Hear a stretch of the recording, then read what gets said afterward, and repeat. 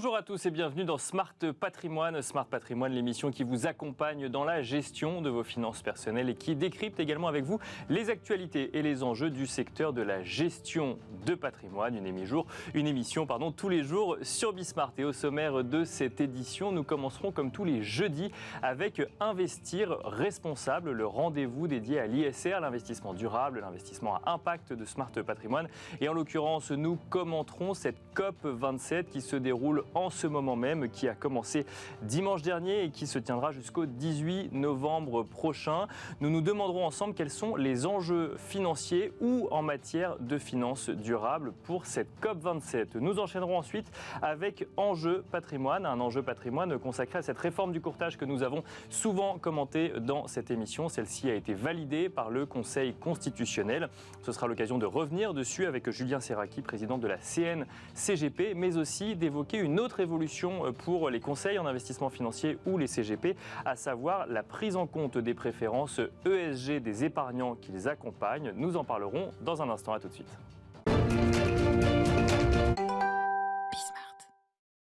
Et nous commençons tout de suite avec Investir responsable, le rendez-vous dédié de Smart Patrimoine à l'ISR, l'investissement durable ou investissement à impact. Et nous avons le plaisir de recevoir sur le plateau Anne-Catherine Husson-Traoré, directrice générale de Novetic. Bonjour Anne-Catherine Husson-Traoré. Bonjour Nicolas. Bienvenue sur le plateau de Smart Patrimoine. Donc la COP27 s'est ouverte dimanche dernier. Elle va se tenir pendant 2 semaines jusqu'au 18 novembre prochain. Avant d'évoquer les sujets en lien avec les enjeux financiers de cette COP27, on voit émerger de plus en plus de critiques sur cette COP en question. D'abord, ni la Chine ni l'Inde ne participent à cette COP alors qu'ils font partie des plus gros pollueurs de la planète. Les États-Unis sont présents, mais Joe Biden, lui, était absent du fait des midterms aux États-Unis. Donc on a l'impression finalement qu'on a une COP27 qui s'ouvre avec quand même certains acteurs essentiels qui manquent à la discussion. Et en plus de ça, on voit de plus en plus de critiques émaner aussi de ceux qui y sont actuellement et qui disent il y a eu le temps des réunions, il y a eu le temps des promesses, il s'agirait maintenant de passer au temps de l'action et on a du mal à comprendre si cette COP27 est vraiment dans cette ligne-là. Comment est-ce que vous voyez les choses, Anne-Catherine Husson-Traoré, qui suivait ça de très près ? Écoutez, vous savez qu'au bout de 7 ans, on dit que c'est souvent là que les mariages se défont. Alors finalement, 7 ans après la COP21 qui a marqué l'accord de Paris et qui est finalement une espèce de parenthèse dans l'histoire où tous les pays du monde ont acté que le changement climatique était un phénomène scientifique très grave et qu'il fallait mettre tout en œuvre pour limiter ce réchauffement à 2 degrés à la fin du siècle. Il y a eu vraiment l'impression qu'on était une seule et unique communauté qui, de facto, fait face à un seul mouvement, le changement climatique. Et avec un seul et unique objectif. Avec un seul et unique objectif. Et que ça passait en particulier par la neutralité carbone à horizon 2050. Alors, effectivement, ce qu'on a vu entre-temps, c'est du coup énormément d'engagement. C'est-à-dire que ça a créé un premier cadre dans lequel, et à l'époque, on s'est dit, les États, les investisseurs, les grands investisseurs mondiaux et les entreprises sont tous alignés sur cet objectif et on regarde tous ensemble dans la même direction, c'est-à-dire la neutralité carbone de 2050. Ça, c'était pas un conte de fées parce que ça s'est vraiment passé, mais en revanche, il ne cesse d'avoir il se déchire un peu comme une toile finalement, comme une toile d'araignée. Ce qu'on constate en fait là en Égypte, c'est qu'effectivement, il n'y a pas de leadership climatique des grandes puissances et surtout des plus émettrices, puisque les 3 premiers émetteurs mondiaux, c'est les États-Unis, la Chine devant les États-Unis et l'Inde. Bien sûr. Et que donc là, Biden n'est clairement pas le leader qui va animer la COP27 et que les 2 autres n'y sont quasiment pas, n'y sont carrément pas même.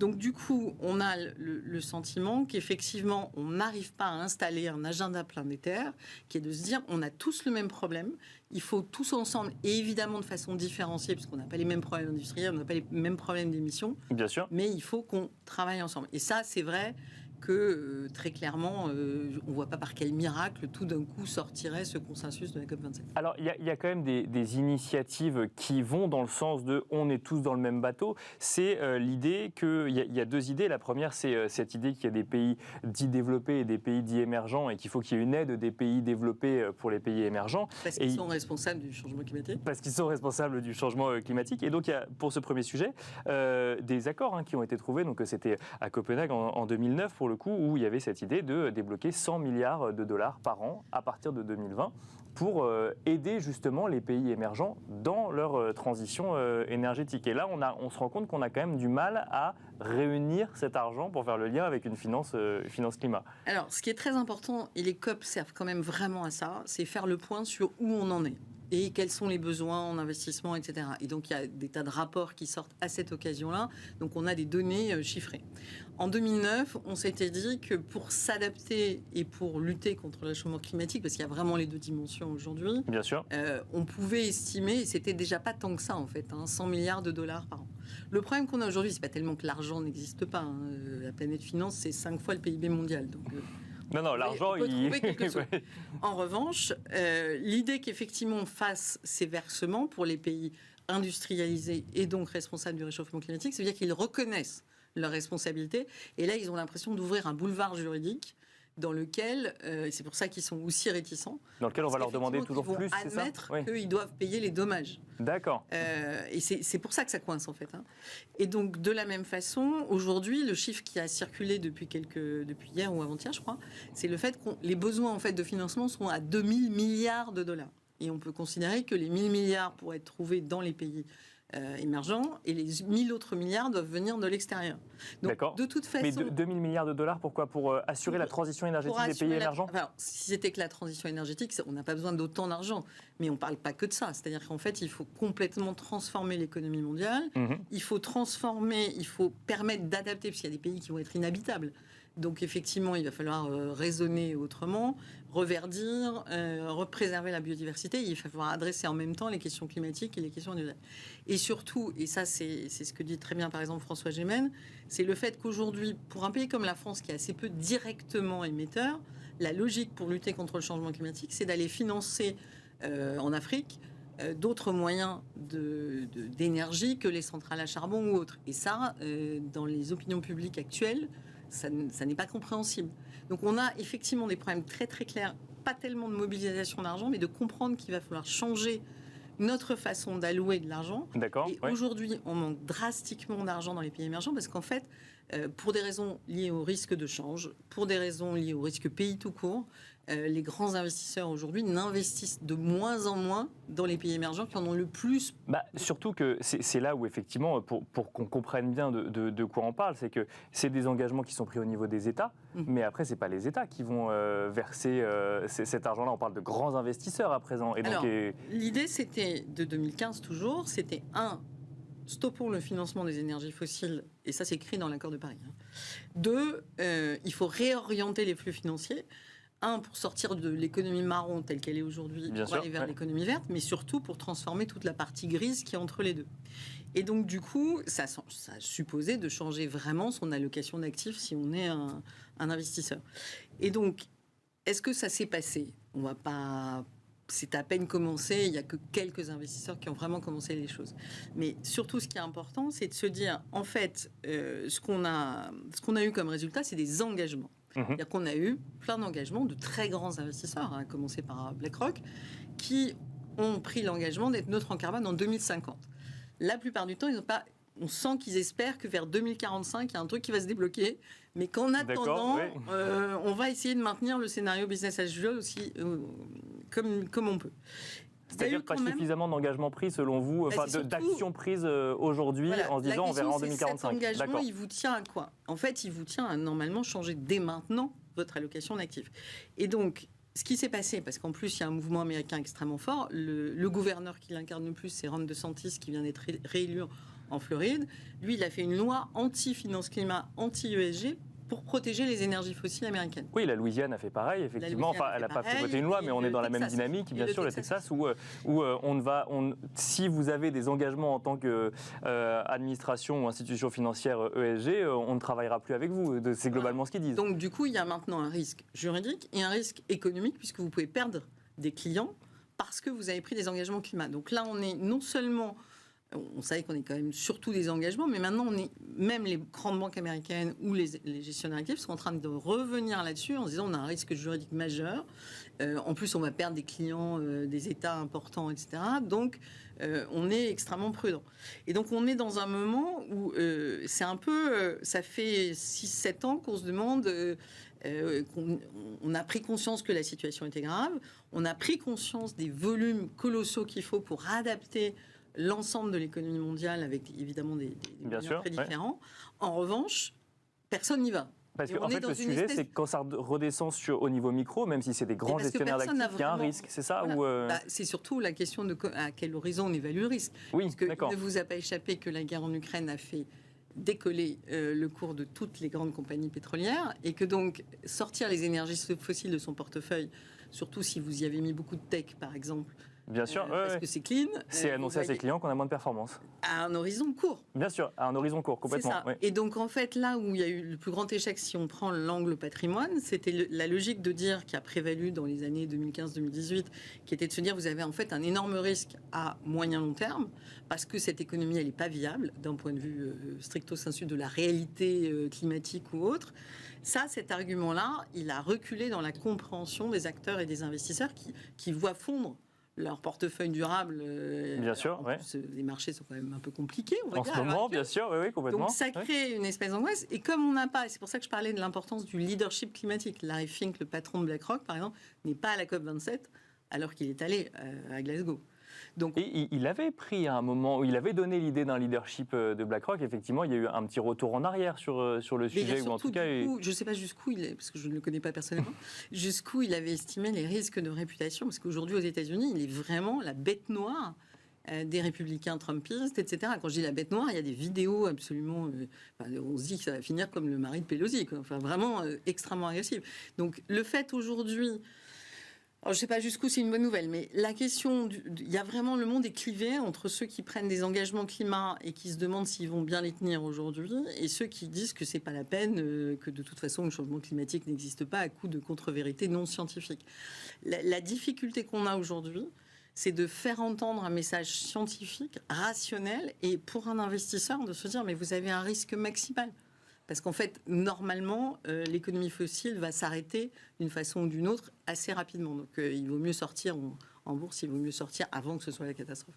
Je reviens sur une notion que vous avez abordée au début et qui a été abordée durant cette COP27, c'est cette notion de perte et dommage. Donc, c'est une notion qui est nouvelle au niveau alors qui n'est pas nouvelle de manière absolue, mais dans le discours qu'on peut avoir des dirigeants politiques sur le sujet. Donc, on revient un petit peu sur le sujet qu'on a mentionné tout à l'heure, c'est l'idée de dire je pollue dans un pays, mais ça peut avoir un impact à l'autre bout du monde. Est-ce que vous allez entre guillemets, me dédommager pour l'impact que je subis moi chez moi, alors que vous n'avez pas, entre guillemets, changé votre manière de faire chez vous?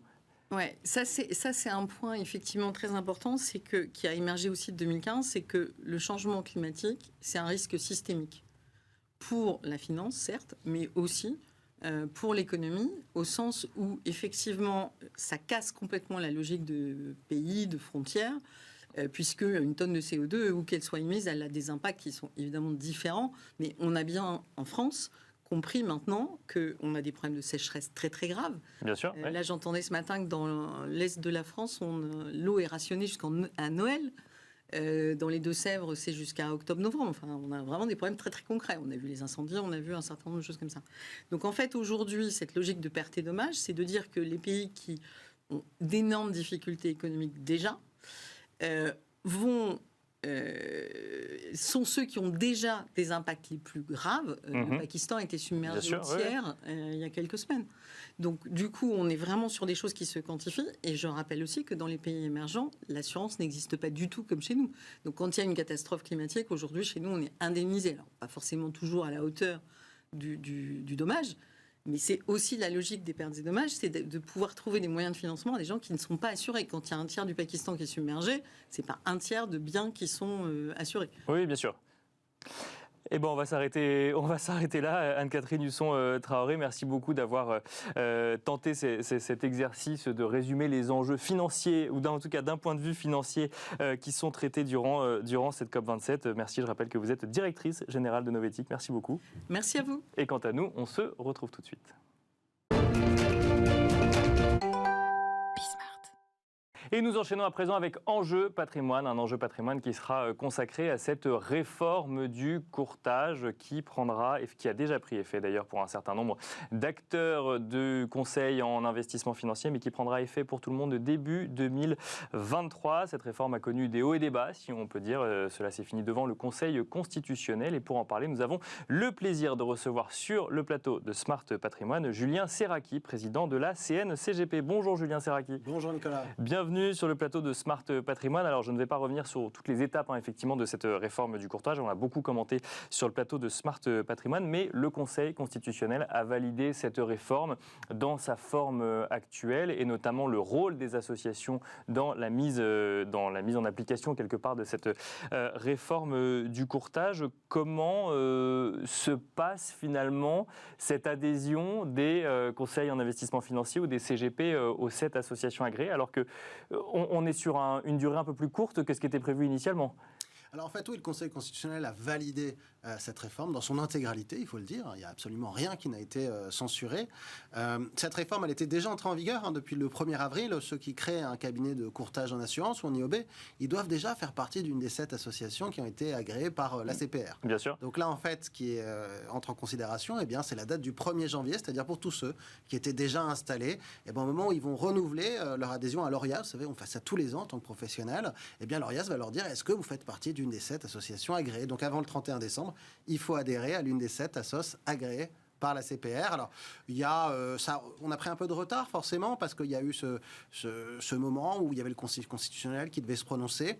Et donc, ce moment de questionnement, on peut dire, effectivement, il y a eu des réponses. Questionnement. Voilà. Vous savez, questionnement, ça a duré le mois d'août et le mois de septembre, donc c'est pas non plus extrêmement problématique. Et puis là, donc depuis quelques semaines maintenant, on peut reprendre les adhésions comme on l'avait fait déjà depuis le 1er avril. Donc c'est en train de monter en puissance. De toute façon, on savait bien que c'est un peu au dernier moment, comme toujours, où les courtiers vont s'inscrire. Je rappelle qu'il y a quand même 50 000 personnes morales qui doivent s'inscrire dans l'une des 7 associations, plus l'ensemble de leurs personnes physiques, c'est-à-dire l'ensemble de leurs adhérents, de leurs salariés. Pardon. D'accord. Tous les salariés doivent être adhérents de l'association également? Tous les salariés doivent être associés. À partir du moment où on fait du conseil financier ou même au-delà du fait qu'on fasse du conseil financier? Les CIF, eux, ils obéissent à une autre réglementation, celle du Conseil d'investissement financier. Bien sûr, qui existe déjà pour le coup. Qui existe déjà depuis 20 ans, bien la tutelle et l'autorité des marchés financiers. Cette réforme, en fait, elle a voulu dupliquer l'organisation des CIF qui fonctionne très bien sur les courtiers en assurance et les courtiers en IOB avec une autre tutelle. C'est la tutelle dont il bien sûr, la CPR, bien sûr. Voilà. Et alors du coup, donc vous disiez effectivement que vous attendiez que ça arrive un peu au dernier moment. Pour autant, du fait du retard qui a pu être pris, est-ce que ça rend les choses un peu plus compliquées au niveau des associations ou au niveau justement des courtiers qui voudraient adhérer à une association? Alors pour l'association que je représente, non. La Chambre nationale des conseils en gestion de patrimoine, nous on veut rester une population très homogène parce que vous savez que la population des courtiers elle est très hétérogène. Il y a des courtiers en assurance voiture, des courtiers habitation, des courtiers en assurance vie, des courtiers en garantie. Bien sûr, complètement. Il y a un nombre de courtiers absolument phénoménal. Et évidemment, nous on veut rester des professionnels de l'épargne et du patrimoine, donc on va prendre que des courtiers qui font ou qui souhaitent développer de l'assurance vie ou de la prévoyance, c'est-à-dire ce qu'on fait déjà nous en tant que courtier. Je rappelle qu'il y a un conseil en gestion de patrimoine, c'est un conseil d'investissement financier, mais c'est aussi un courtier. Bien sûr, oui, complètement. Oui. Donc pas de blocage, si je comprends bien actuellement, il n'y a pas de délai qui a été proposé. Non, c'est ça reste le 1er janvier. Pour vous dire, nous on est très sélectif, donc on n'est pas embêté par les problèmes de taille. Je vais vous donner 2 chiffres, vous allez très vite comprendre. On a accepté à peu près 400 courtiers aujourd'hui, on en a refusé 6000. D'accord. Ouais. Mais ils vont où alors s'ils sont obligés d'adhérer d'autres associations. Et on les a refusés, non pas parce qu'on considérait qu'ils étaient pas assez bien pour nous, pas du tout. C'est juste que c'était des gens qui avaient une activité complètement différente de la nôtre, qui fait de l'assurance dommage, de l'assurance voiture. Nous, les conseillers en gestion de patrimoine, c'est pas ce qu'on fait. On n'aurait pas su les défendre, on n'aurait pas su leur fournir les services nécessaires. Et donc, on a préféré leur dire allez vers d'autres associations. Nous, on va rester une population homogène.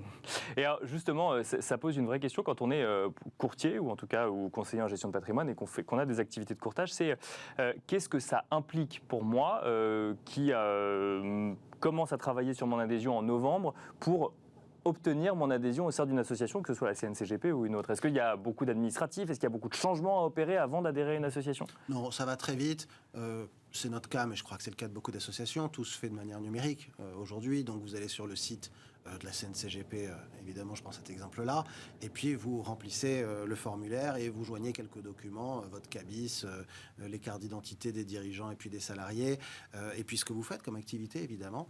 Et ensuite, ça passe devant une commission d'admission qui valide votre dossier. Donc, ça va très, très vite. Hein. En fait, c'est pas une difficulté énorme. Et puis, même, parfois, j'entends des courtiers qui se font une montagne de cette réforme du courtage. Il ne faut pas du tout s'en faire une montagne. Hein. Il y a le côté administratif qui fait peur. Ça rajoute de l'administratif. Une fois que vous avez adhéré, déjà, vous adhérez qu'une seule fois. Après, vous n'avez pas adhéré tous les ans, vous adhérez une seule fois à une association. Et puis, ensuite, l'association, qu'est-ce qu'elle va vérifier? Que vous faites bien et que vos salariés font bien leurs 15 heures de formation annuelle et que vous pratiquez le métier dans les règles de l'art. C'est pas extrêmement compliqué, on ne va pas aller venir mettre le nez dans vos dossiers pour voir comment vous conseillez vos clients. Ça, c'est votre métier, c'est pas à nous de contrôler ça, c'est la tutelle, c'est la CPR. C'est d'ailleurs la différence avec les CIF. Les CIF, on va voir ce qui se passe.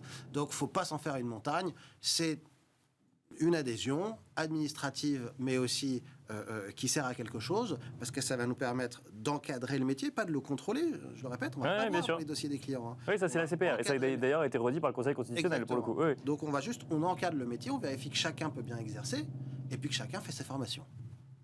Deux questions qui sont généralement des craintes un petit peu des CGP sur le sujet. Est-ce que je peux me faire refuser des 7 associations, par exemple, ou est-ce que j'ai l'assurance quand même de pouvoir adhérer à une association? Le cas s'est pas posé pour l'instant.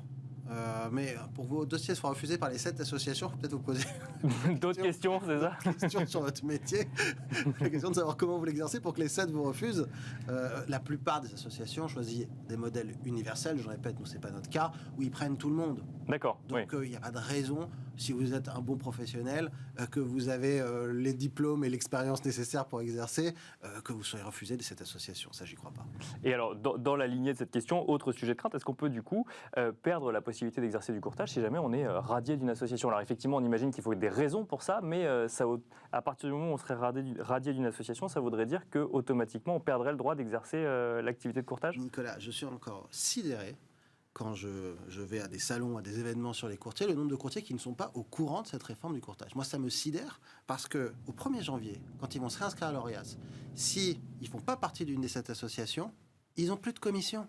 Terminé. De toute façon, ils ne pourront plus exercer. Ils ne pourront plus exercer, donc les compagnies d'assurance ne leur verseront plus de commission, donc ils n'auront plus de chiffre d'affaires.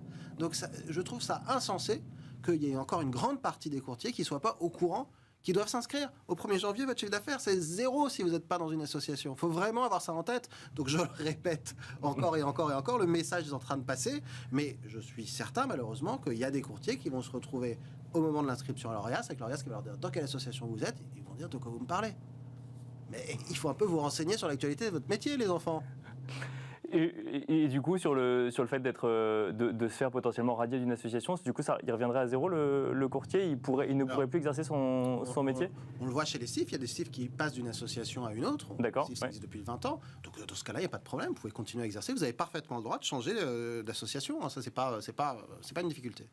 Bon, donc ça, c'est 1er janvier 2023. En janvier 2023, il y a également une autre évolution, cette fois-ci pour les conseillers en investissement financier et donc les CGP, même si CGP n'est pas une appellation comme conseiller en investissement financier, qui va obliger, selon la directive MiFID II, les conseillers en investissement financier à recueillir les préférences en matière d'ESG des épargnants qu'ils accompagnent.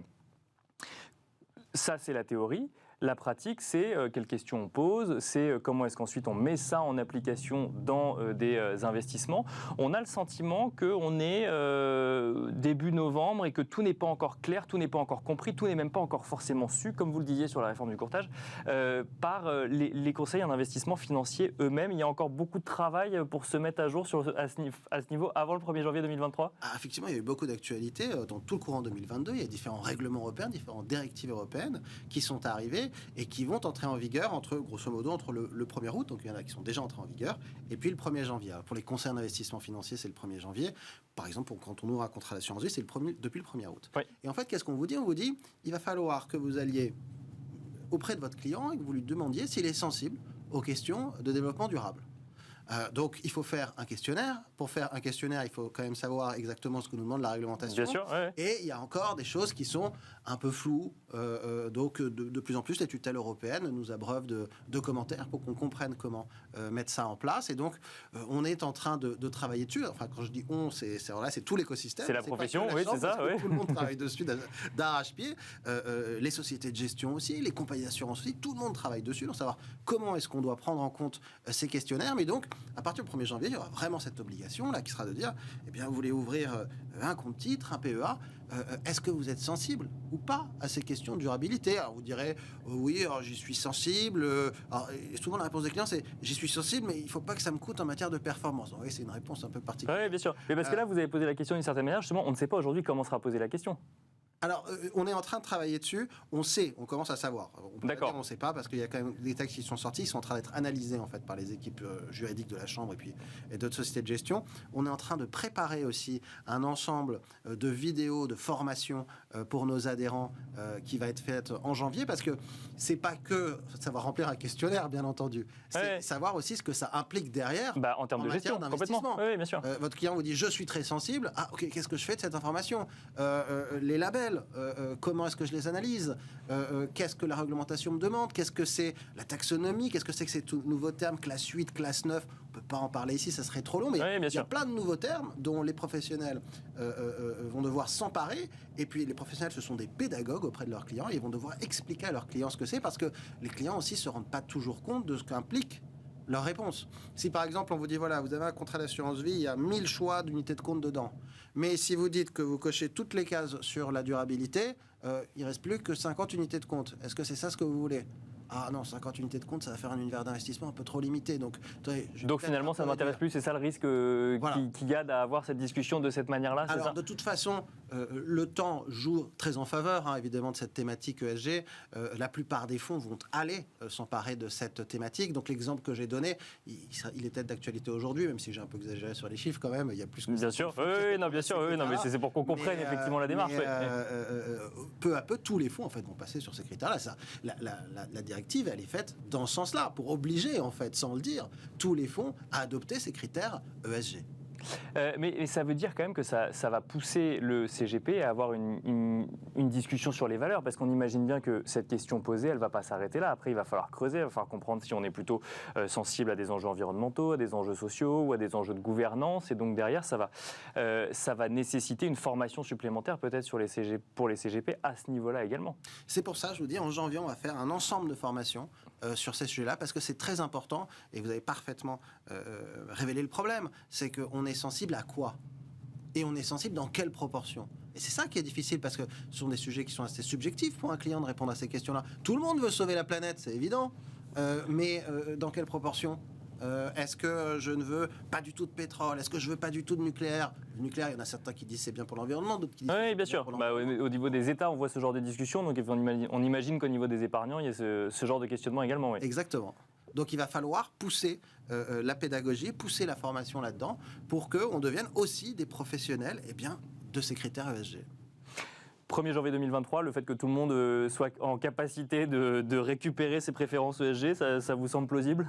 Oui, ça semble plausible. Je vous dis, pas le 1er janvier, déjà on ne travaille pas le 1er janvier. Bien sûr, mais je vous dis, nous, tout début janvier, on commence les formations parce qu'on a conscience qu'il y a cette obligation qui est là, il faut former les esprits. Merci beaucoup, Julien Serracchi, d'être venu sur le plateau de Smart Patrimoine. Je rappelle que vous êtes le président de la CNCGP. Merci beaucoup. Merci, Nicolas. Merci à vous de nous avoir suivis et je vous donne rendez-vous demain sur Bismart pour un nouveau numéro de Smart Patrimoine.